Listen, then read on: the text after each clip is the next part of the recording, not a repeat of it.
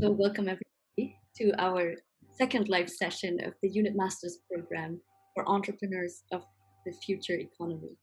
And today we have Constantin Malik with us. And Constantin is an expert for complexity. And he has, oh, now I need to get it right. Constantin has a doctor in psychology and a master's in law. And he's the executive director at Malik Institute in Switzerland. And Constantin, what I find very fascinating, is also currently building up businesses or ways to bring cybernetics into sustainability and transform entire ecosystems. But he will share more about that with us in a second. We invited Constantin to share with us the key concepts of systems thinking. And we do so because with the Unit Masters program, we think about how do we actually transform our society through doing what we're doing, through building entrepreneurial ecosystems that are maybe needing different skills than one would need or that are taught in the current systems, in the current education systems. But before I say too much, let me just give the space to you, Constantin. Maybe you can introduce yourself also a little bit, and then if you want to share your screen, you can do that too. No, thank you so much, Yip. What a great introduction. Thanks so much. I hope I can live up to that. So thank you. Hello, guys, wherever you are in the world. I'm in London, so hello from the first day in lockdown.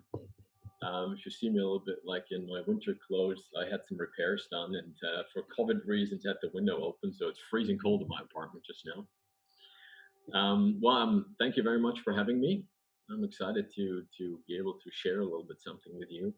And I'm especially happy that you've informed me it's going to be a casual exchange, right? So I've decided not to bore you too much with too much theory, and I'm going to share about a couple of slides, about a dozen slides or so, and then hopefully we'll have a good discussion. So it's about system thinking, and I want to just start by giving you my take on system thinking, so to speak. For me, system thinking, the bottom line is it's about perspective. It's a new way of looking at the world, if you will.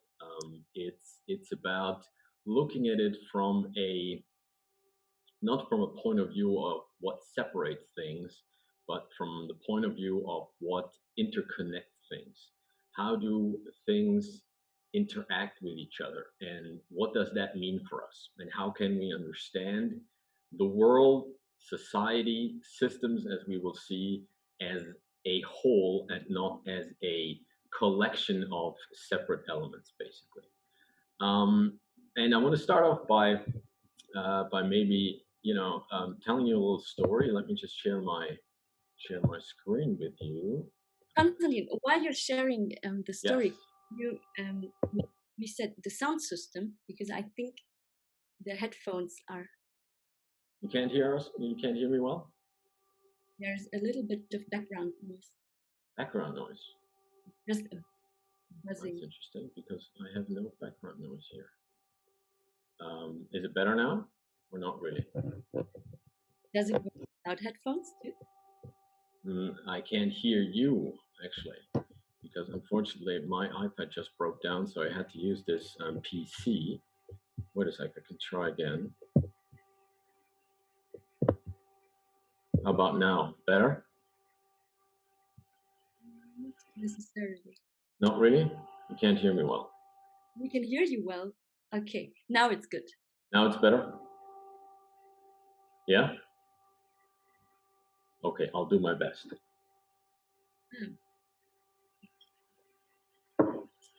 Please let me know, if you can't hear me, if you can't understand me. I'm just gonna do it like this and keep it close to my mouth. Okay. All right, so the little story can you see my screen? Yep, is that working? Yes, we can see it. You can go on full screen if you Excellent. like. Yeah, here we go.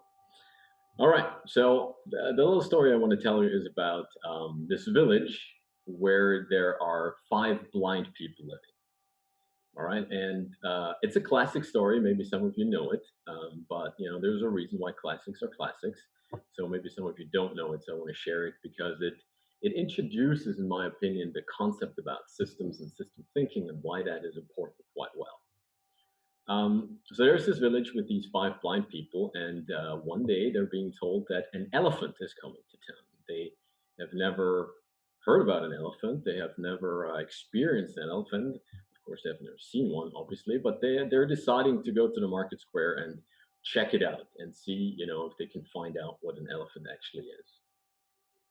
So when this big thing is standing in the middle of the market square, each one goes up to the elephant and tries to find out what it is for them and touches a different part. So and once they're done, they meet and say, well, what is an elephant? What did you experience? What is it? And so one guy was touching the tail and was saying, well, an elephant is a rope. The other guy said, that's weird, because he was touching the belly and says, an elephant is actually a wall. I've experienced it as a wall. Another guy was that had been touching the ear said, an elephant is definitely a fan. You guys are wrong. The guy with the tusk is saying it's actually a solid pipe. And then you have the guy with the trunk who was saying it's a snake or a pipe or something. And the last guy was saying that, who was touching the leg, was saying, no, you guys are totally right. It's a tree. So it might sound a little bit like a silly story, but we treat society and the world quite a bit like that. What we can learn from this is that what they've experienced is a partial truth, so to speak. And from knowing the individual elements of a system, you cannot deduct what the entire system actually is like. So that's why system thinking is necessary when you have large and complex systems, when lots of people are involved that are looking at things or at problems and challenges from different perspectives. You need the entire whole to understand what the system is like. And you will then, as we will see also, of course, experience different attributes and different behaviors of the entire system, because obviously an elephant does lots of different things, from a rope, a wall, or a pipe, right? So, but briefly into just some basics, because I always feel that everybody talks about systems and complexity these days, but what does it actually mean? Very few people really know what they're talking about when they do. Most people, when you hear systems, think of IT systems. A system, and it's straightforward, always consists of elements, or parts, if you will, and those elements are interconnected and they interact with one another. And that's the big thing about systems. They interact, right? And examples, of course, are manifold. It can be an IT system, but you can have a business, a football team, as you can see. You can have the human body, you can have a city, or a tree, or other kinds of systems. So wherever you have elements that are interconnected and that interplay with another, you have a system. And I want to give you now a little bit of different example of what systems are. So maybe some of you know that example as well. You have 15 kilograms of carbon, 4 kilograms of nitrogen, a kilogram of lime, half a kilogram of phosphor and sulfur, 200 grams of salt, some grams of potassium chloride, and 15 other elements, and a couple of buckets of water. Now, what do you know when you see that, heap of elements and things? What do you know? Usually, when I ask that question, then, some people don't know. They don't know what to make of it. Others who know it, because it's, I think in the meantime, it's quite a known example, say it's a human being. And yes, it's true, it's a human being. Or is it? Because it's what's left when you take a human being apart, right? It's obviously just a chunk of different things. It's not really a human being. So what's missing here? You have the elements, But what's missing is the linkages. It's the information, basically, that is needed to bring these things into form, if you will. And it's that in the end makes a system. And you can't just take it apart and think you have the same system. I think in China you say you can make fish soup out of a fish, but it's pretty hard to make a fish out of fish soup. So this is an example why the interconnections between elements are so important, because a system is much, much more than the sum of its elements.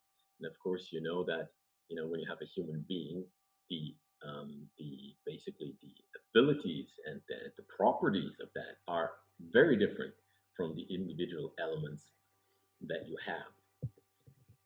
I have here another example, maybe one a lot of people can relate to. So on the left hand is the same car as on the right, or I'd have to say, I apologize, I couldn't find the parts of the BMW. I think it's a Volkswagen, but you get the point, right? On the left hand side, you have the individual parts that make up a car, but that's not really the car.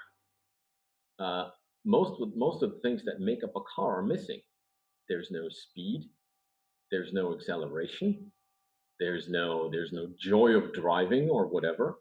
So you just have, again, a collection of different things, and it's not until these are interconnected and you put these together that you have a car, and this car has emerging properties that come from the interconnection of these elements. And looking at systems in this way, from a systems oriented way, basically, and thinking of it holistically, is then actually the prerequisite for dealing with complexity. And what we do is usually, or very often, we deal with problems and challenges that we have, like on the left side. We take them apart and look at the individual elements. And I don't want to play that down, because that is necessary. We need experts for different things, but more and more we also need experts for the whole. And that's why I believe that system thinking is necessary, and more so, as I will explain also in a little bit. So that brings us to complexity. I said it a few times, and complexity is, just like system, a buzzword, or it has become a buzzword. Everybody talks about this is complex, and that is complex, but what's actually meant by that? And I believe the best way to explain what complexity is by looking at it as opposed to what's complicated. It's very often used interchangeably, but it really isn't. It's very different. And here you have a few examples. So a mechanical watch, for example, take a fine Swiss watch. I'm from Switzerland, and we're very proud of our watches, obviously. But a watch is not complex. It's very complicated. You have, I don't know, I'm not a watch person, but you have, I don't know how many hundreds of elements. It's a masterpiece, but it's not complex, because complexity is about the number of states. It's about diversity. It's about variety. So it's about the number of states that a system can take on, whereas complicated means it's about the number of elements. Yes, they are interconnected, but you know exactly what they do at every point in time. If you don't, then it's broken. So a complex Swiss watch would actually be broken. The same with the puzzle, right? It may be very complicated. You may have 1,000 pieces, but you know exactly what they do when they do it. It's not about the number of states that the system can take on, of the variety that you have, of the diversity that you have in such a system. On the contrary, everything has its place, and so it might be very complicated, but it's not complex. Then you have two different examples. You have a piano keyboard, and you have poetry, or you can say a language. Um, in terms of elements, it's actually quite simple. You have a few white keys and a few black keys, and they're repeating. But from it comes the entire variety of music. Neither Mozart nor no Beyonce have ever had different notes, but they make very different music, and everybody can play any kind of music with exactly just that, in any kind of variety. And poetry and language is the same. You have, at least in the Western alphabet, 26 letters, And from that come Shakespeare and Goethe and Cervantes and you name it. And so and so it's important to make this distinction between complexity and complicated, because it's then about dealing with all these things. Because complexity, on the one hand, makes things difficult. Yes, they can be complicated when something is complex, but complexity also makes everything possible. A great German biologist actually once said that higher abilities only come from higher complexity. And you can here look at it a little bit from, from the point of your brain, for example. Take your brain; it's an extremely complex structure, and the way we handle complexity, usually we'll look at that in just a bit, is we say, you know what, keep it simple. That's the usual advice that you get when you deal with complexity. And then I could tell you, well, fair enough, for my presentation, you don't really need a lot of, I hope it's quite basic and understandable. You don't really need all your brain, leave half of it at home. But you would say, I'd rather have my entire brain with me. And why? Because it's only the entire complexity of your brain that makes you who you are, that gives you all the abilities and gives you all the emotions and gives you everything that you are. If you cut it down, if you keep it simple, that will be destroyed. And that's exactly the same thing with complex systems. So the keep it simple advice is simply doesn't work when it comes to complex systems. And all of that is important for two reasons, in my opinion. On the one hand, our world has become complex, and that is due to the interconnections. More and more, everything that can be connected uh, is being connected, and I would work from the premise that everything that can be connected will be connected sooner or later, and that creates tremendous complexity that is rather new in our world. We haven't really had that a couple of decades ago. It was rather simple, and so were the systems that we're dealing with. And the second reason why that is important is that when we have complex systems, they behave differently. They are different, they follow different rules, and they need to be handled in a different way. So, complex system is opaque. You don't really know what's going on inside. It's like a black box. It's you don't really know what the different elements are in a complex system. You don't know, what takes part in it, what's interconnected, what's going on exactly. You also had they're unpredictable. They're everything is flexible in there. You don't know what happens exactly. That's the variety in it that keeps changing all the time, and you don't really you can't really foresee what's going to happen to it. You have a different kind of causality. They're not linear. It's not like A leads to B, but you have rather circular causality principles that are acting, uh, and we had that in the title. Uncertainty is inherent in complexity and in complex systems, and Yip, I hope that we'll talk maybe about uncertainty later a little bit. But it's in whenever you have a complex system, uncertainty is inherent in them to a different degree, and that means that you have to deal with that a little bit differently. So, what we do usually is we have the world as we have it. Then I think most of us inherently understand that everything is interconnected. But the way we treat the world and we study the world is like this: we take it apart. Yeah, I see you. You're probably reading on the right side. Forget about that. Sorry, I just couldn't delete it anymore. It's really about the picture. So what we do is we study the individual parts of society, of maybe organizations, of other things, and we think that that will help us solve our problems. And as soon as we have a complex system, it really doesn't. And I believe when you look at politics these days and the policies that are made, and take Corona, take the virus situation at the moment, how many things are interconnected, how many consequences you have, and things that you need to think of. And when you just take things apart, then you don't do reality justice really. So we need to deal with it in a different way. We can't reduce complexity. We need to, if I go back, basically, we need to look at it like this. And the same is true. Let me take another picture. If we look at all the things that we're trying to fix these days, all these things are interconnected. All the SDGs, the Sustainable Development Goals, are interconnected. And I have unfortunately hardly ever seen, I think once or twice so far, seen a study about how these things are interconnected, and solving hunger, for example, or diseases has an effect on all the other sustainable development principles, and not only in a positive way sometimes. So how are these interlinked, and why are we only, or are most organizations only looking at one of them? Obviously, they are big in themselves, but we also need to have a holistic view to a certain degree to understand how everything is interconnected. And a lot of the problems that we see nowadays, in my opinion, and a lot of the progress that we are not making is linked to that lack of perspective, basically, and can be reduced to that, basically. So dealing with complexity, later. Dealing with complexity means that we need different a different kind of handling from simple things.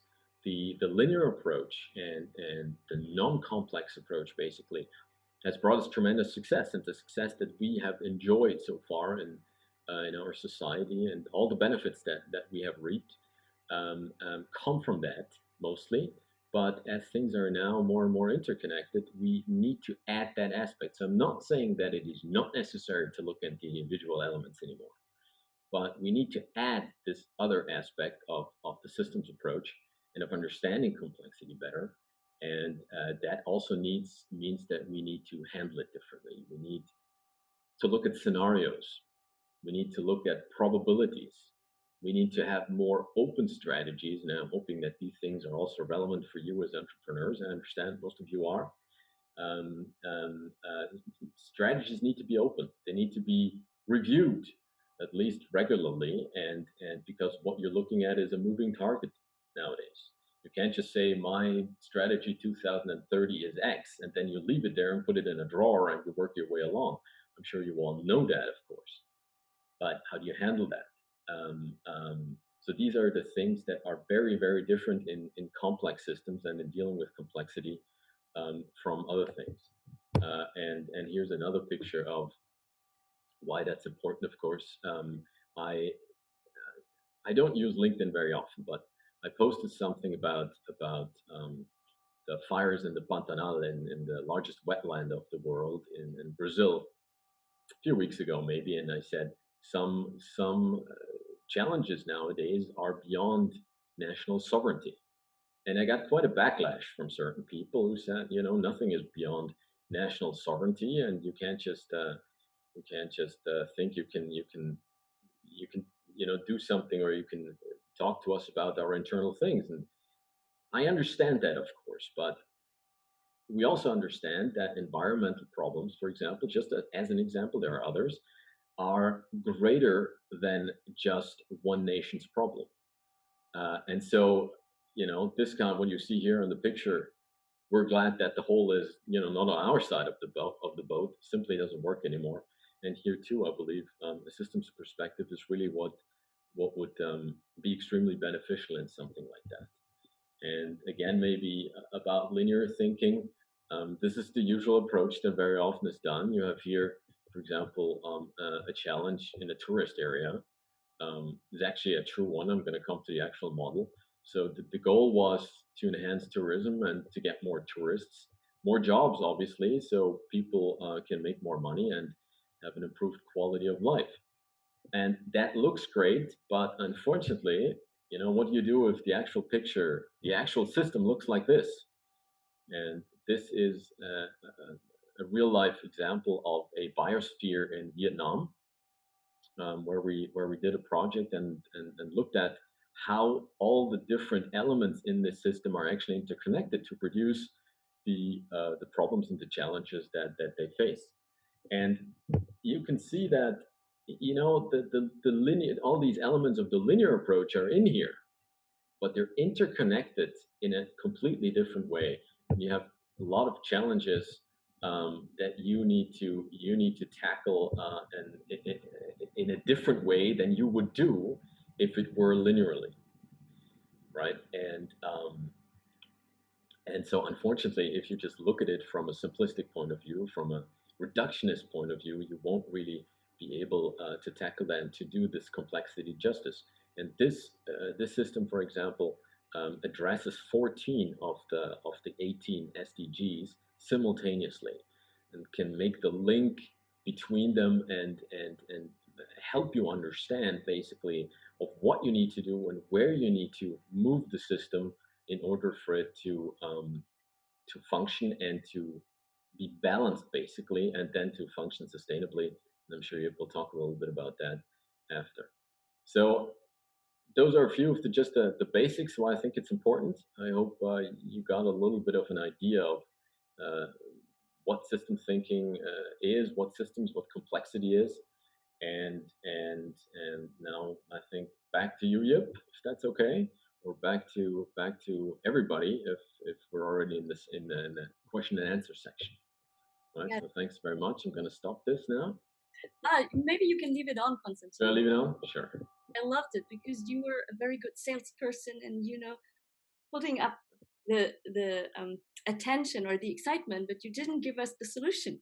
So me as an entrepreneur, I would love to see now Right. how would go about and approach this. What can now entrepreneurs or different entrepreneurs in this ecosystem do? How should we go about to address now these certain highlighted areas that you mentioned?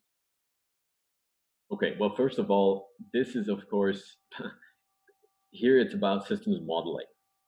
And it takes a little bit something. There are, of course, tools that we use, also computer-based tools that we use to actually model this. And there are also, free tools on the internet that you can use to maybe get a better view of everything that you're dealing with. This can be used internally, so you understand the different aspects of your business as entrepreneurs.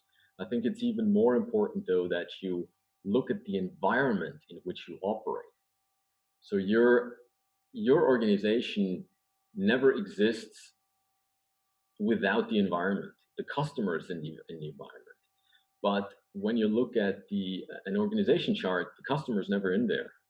Neither are usually secretariats or let's say dinners that you have with your people. All these things are important and important in a systemic basically way. And so using such tools, and of course, if you like, I can let you know afterwards. I can send to everyone, a couple of these tools or so that they can use if they wanted to model something a little bit to understand it. It gives you, first of all, an entirely new perspective. That's at least my experience. That's what's always given it to me. It gives you a better understanding um, of where you need to start if you want to change your system in a certain way, when you want to progress, when you want to improve something. Because very often complex systems are counterintuitive. So you think that if I do A, then B happens. But because we don't have the normal causality in complex systems, it's often other things that you need to take into consideration. So in this case here, it was a lot about how tourism was brought in and how the interaction with the endemic species were. The education was very important, which was entirely left out before that, and how people then dealt with that, how they under how what, to make them understand why it is important to also, for example, protect this endemic monkey species that they had in this area. And here I think that's for me a very relevant aspect. I'm not sure if it's relevant for any of you, but if you are in the tourism industry, then I think ecotourism is an excellent example of how system thinking, complexity, and sustainability work together actually. Because how can you make sure that people make a good living, but at the same time protect natural resources, protect the nature that we live in? And I think ecotourism is an excellent example, and Costa Rica is of course a model example. of how you make a good living, a prosperous living, while at the same time balancing that with the protection of nature. So now, given we had limited resources in terms of time for planning and doing all these analysis, just in everyday life, we have 24 hours only. How do you go about addressing complexity, and what is uncertainty? Is it good or bad for us? I think it's probably both. Um, complexity, uncertainty, all these things can be good or bad, depending on how we look at it and depending on how we handle it. It's for me a little bit like genetics or nuclear energy. I mean, you can use it in a positive way, you can use it in a negative way. It is up to us. They're not inherently good or bad, and I think the same goes for complexity. If you let yourself be overwhelmed by complexity, it's a very bad thing. So, and I'm not saying that, if you can keep something simple, that you shouldn't. It's always better. If you can keep it simple, by all means, keep it simple. But you always have to understand that certain things can't be kept simple. And if you don't manage to keep it simple, then you need to make it your friend. Basically, you need to handle it differently. And I don't know a single person anymore who is not confronted with complexity and uncertainty. I mean, I certainly are constantly overwhelmed. Be it, we have so many channels that we get information from. We have so many different issues that we're dealing with. So many changes, and things change so quickly. So, in complexity of language, the rate of change is so quickly that we can hardly react. So, so this, you know, confronts us with uncertainty all the time. And I think the first step about uncertainty and how to deal with that and complexity is accept it. That's number one. Don't fight it. One of the great bio-cyberneticians once said, "Don't fight forces, use them." So don't try to fight complexity, but just accept that it's there and it's probably here to stay. And that's probably yours. I mean, that's about mindfulness and maybe just acceptance in a general way. That is not that easy all the time, but I think it's a first step, because it means that losing control or not having control over everything is something that we need to accept. And once we do that, we can learn how to use it and make that a tool, basically. And then you have certain tools of how you can use uncertainty, how you can deal with it. Um, you can, for example, like I said, you can have scenarios and options, right? You can say, well, I'm not exactly sure what's going to happen. I can't say it, and I will never be able to say it. So I have three scenarios, and I have three potential plans, and I have certain redundancies. That's an important thing. I mean, for example, take an airplane. I mean, they have several redundant systems, several redundant computer systems, um, um, because if something fails, it might not, but if, then they need a backup. And I think lots of enterprises need a backup plan for certain things. There are always events that you can't foresee or that you really can't help, and I think COVID now and all its consequences is something that is really hard to deal with. But there are organizations that have looked into it, and they do have certain contingency plans for situations like that. Be it insurance plans or otherwise, that you can do in terms of prevention. So redundancy, open strategies, reviews. There's something that I like very much. We call in our organizations the tomorrow defines today approach. So we look an ideal that we would like to reach, and then we go back and think what are the first steps that we need to do to approach that goal, and then we review it after a rather short period of time and look, did we get any closer or did the target shift? Because maybe as the world changes, we need to adjust our strategies, obviously, and can't just work our way towards the same thing. And there is that danger, at least in my experience in lots of organizations, that once you have your mind set on a plan, you just work to make the plan successful. But if the goal is not the same anymore or shouldn't, then that can become harmful. Then everybody likes algorithms. I think algorithms are a problem nowadays where you can use them, but when it comes to complexity, heuristics are better.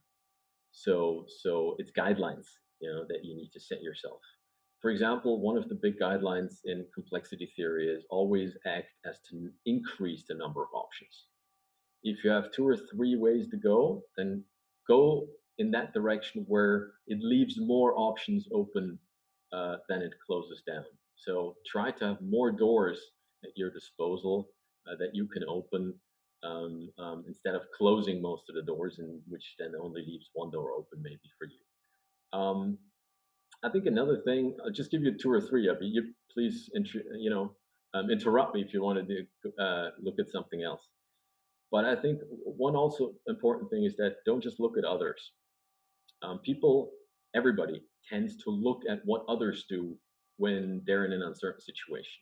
That comes a little bit from crowd psychology. When people don't have enough facts to make a decision, they tend to look at others for orientation. And that's quite normal, but that's not necessarily always the right thing, because those other people usually also don't have enough information and the facts, and there can be a little herd kind of like development going on, which can lead to to the wrong kind of conclusions. Um, and So what would you please, do in that sense?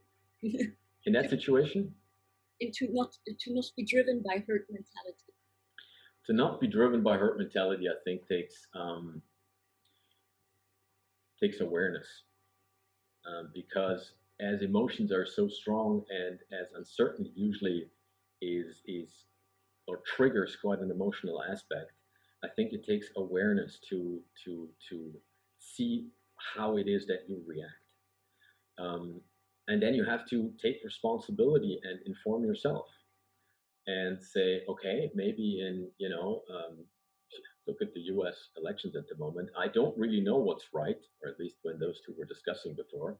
I don't know what the facts are, okay, but I'm not just going to do what others do, but I'm going to dig in. I'm going to inform myself better about it. I'm going to look for the facts. I'm going to see if I can find the right facts and do the fact checking. And if I don't, then I have to make a decision. But at least I didn't just run in the same direction as everybody else.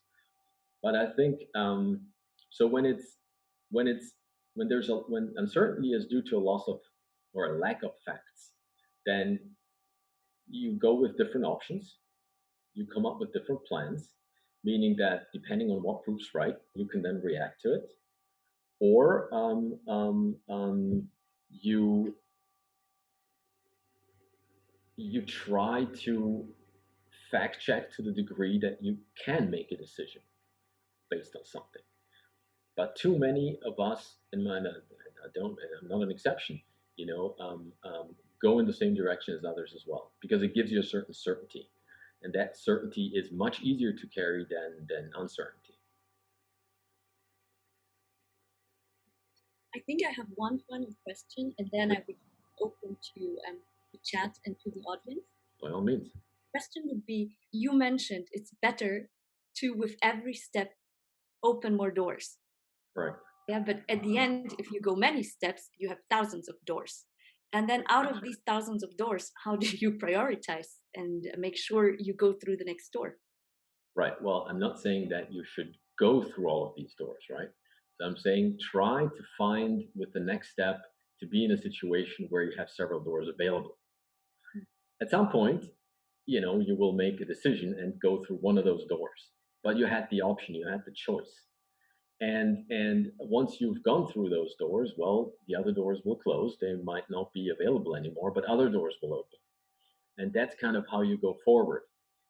So it's a bit about keeping your mind open, about foresight, about, like I said, scenarios, and thinking in a systemic way a little bit about how things interact, what kind of possible scenarios are out there, what are possible outcomes, and then choosing for yourself. And that's then an individual decision-making process, of course, which door to walk through. And there's never 100% certainty that that door is right. That is part of what entrepreneurship is all about. There's a normal risk of failing. Nobody can exclude that, but you can minimize it, I would say. You can never eliminate it, but you can try to minimize it. And having linear approaches, in my opinion, rather maximizes the failure option instead of minimizing it. So looking at different scenarios, looking at different options that you have, and then based on that choice going forward, in my opinion, minimizes that. So yes, you don't want to create 1,000 doors for yourself because that in itself would overwhelm you.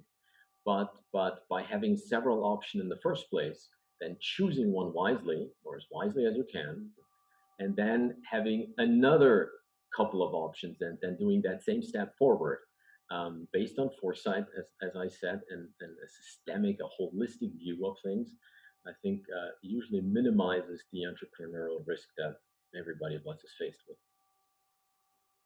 Thank you so much. So we already had two questions from the audience. The first Please. is from Shabistan, and she asked, what book would you recommend to read for making better decisions or choices? Better decisions and choices. Well, if I may be so bold as to recommend one of my father's books here, my father has written a best-selling book about management. It's called Managing Performing Living, and he also deals with decision making. And there's a couple of steps in there that you can follow that should maximize the possibility of making the right decision. Again, you can never be 100% sure if it's the right decision, but you have to act as to maximize the possibility that it's correct. You have, there's of course thousands of books on decision making. I think that one is a good one though, and it's proven and tested by thousands of executives in the German-speaking world. The University of St. Gallen has also a decision-making method that is very much related to that. So we come from the German-speaking markets and countries. That's why I'm recommending those two. But I think that might help. Okay, thank you. So another question was about online tools that you would recommend. Yes, online tools. There's Vensim, for example. I suppose you're speaking about the modeling approach now, or the question is about the modeling approach. So the one that I know and that a lot of people use is Vensim. But if it's okay, then I would send you the names and maybe also the URLs of some of these tools, and you can share that with the entire group, and then each one can choose the one that they like best. Yeah. But those are free of charge and can be used by anybody, and they go quite far. Some of them can go quite far. Thank you so much. Now, maybe let's also talk a bit about your personal life. So the question from Michael is, what piece of advice or thoughts has been most profound to you personally for use systems thinking? Or? A big part? Systems thinking. In which way it actually impacted your own life? It's, well, I'm not sure what the piece of advice maybe it was that has impacted me. That's a very good question. I have to think about that, Michael. Thank you very much for that. Gives me something to think about tonight over a glass of wine, hopefully. But I remember one book that has impacted me maybe the most when it comes to system thinking is a book by a pioneer in cybernetics called Stafford Beer. Deceased now, he died unfortunately in 2002. He was let's say, the inventor of management cybernetics, and that book has had the example in it of a wave, and how beautiful that wave is on the ocean, and it builds up, and then slowly, there's this white foam coming, and it starts to break. And then he says, well, that depends on the perspective, because what looks beautiful to us is actually an absolute disaster for the wave because the system breaks down. And so looking at I guess taking on different perspectives or trying to look at things from different perspectives has always been something that has helped me the most.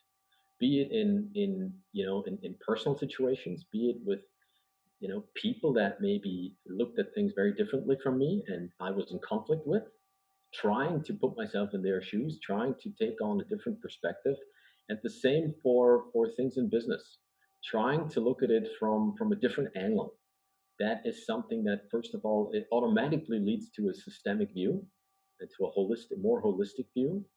And I think it also leads to a view of to an attitude of understanding others and understanding other aspects, which then helps you make better decisions and have less conflicts, hopefully, than you have before. That's I think so. When it comes to perspectives, I think would be way up there.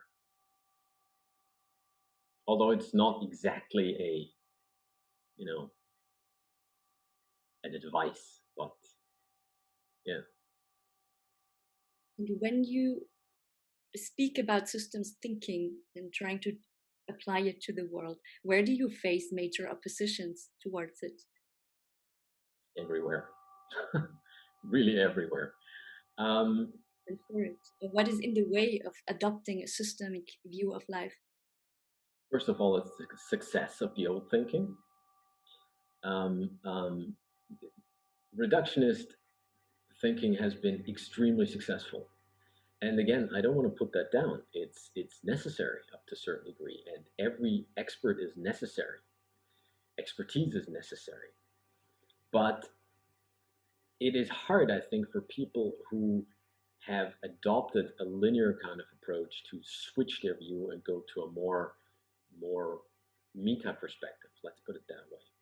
So we find that, or I find that, when it comes to system thinking, it's the inherent uncertainty, if you will. It's the inherent opaqueness of everything that gives people less control, and that is a large obstacle for them to adopt it.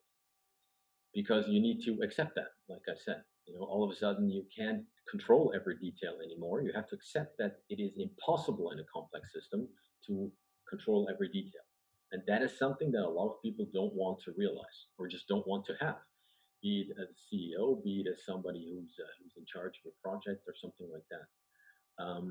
It is also something, I think education is a major hurdle, because we are used to look at things in a rather reductionist view. We have different disciplines in school, at university. We hardly ever look at how they're interconnected. I know that's more and more transdisciplinary things are on the rise, but still, we are taught that biology is biology and physics is physics and whatnot. Unfortunately, in the human body and in the world, that's all interconnected. Like, you can't really talk about physics without chemistry, etc. The nature doesn't care about that very And much. Constantine, but you've been quite successful still with your work with Malik Institute. Right. So how did you get the message across? What changed the opinion of the clients?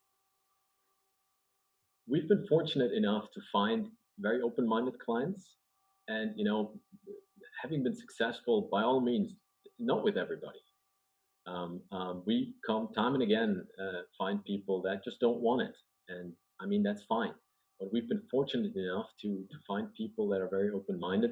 I think it's getting easier also because a lot of executives understand that something needs to change.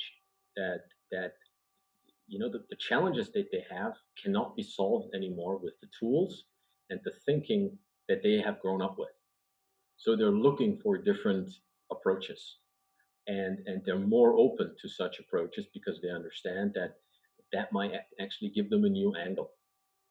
And then personally, I have had the pleasure to work in Asia a lot, and I find that inherently, let me say Asians. I know that's a generalization, but maybe the Asian attitude, certainly in Vietnam, for example, where I work a lot, also in China, Indonesia, they're more open to it. For example, in Vietnam and in China, it's the holistic aspect of how medicine is tackled.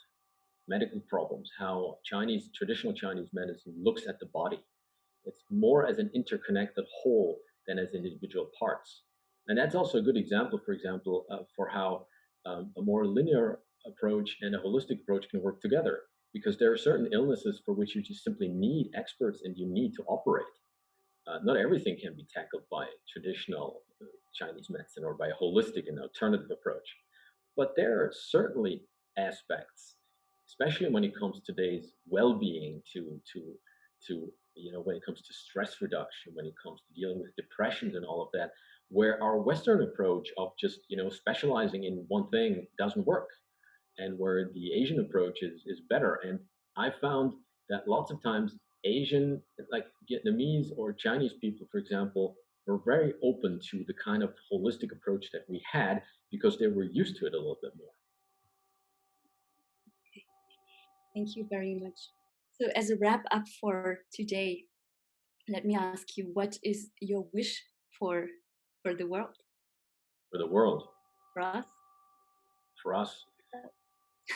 Well, as I am building up sustainability, my wish would, for all of you, be to try and tackle the business that you're building up or that you have in the most sustainable way you can.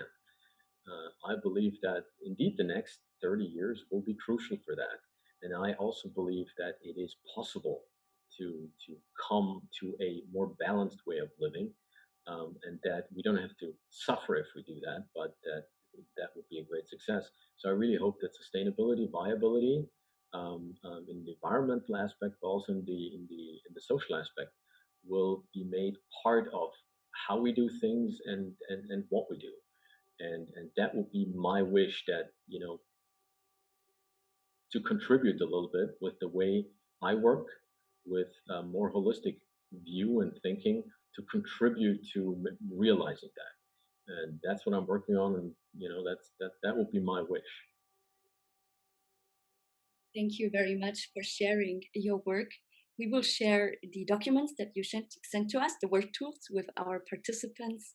And yeah, as a wrap up of what you shared with us, two things came to my mind. One is, you mentioned awareness, and within the unit master's program, we have dedicated more than 15% of our program to cultivate and train this mental awareness, to see that it's in the well-being module. And the second one, and I want to invite everybody to use your self-reflection groups to share and get into this habit of perspective sharing and taking, to see the elephant that Constantin introduced from all angles, and talk about the same exercises you're doing or the same challenges, but listen to different perspectives. And hopefully we can all build the sustainable world together. Thank you very much all for attending. Well, thank you very much for having me. I hope it was interesting, and I could give you a little bit of an insight into something that might be useful for you. If there are any questions, to me or so in the future, let me know anytime. I'm happy to interact and to share and to exchange. Also, if there's criticism or other thoughts, that's always very welcome. So thank you very much for having me. It's been a pleasure. Thanks. Bye-bye. And good night or good morning, everybody. Indeed. Goodbye to the world, wherever you are.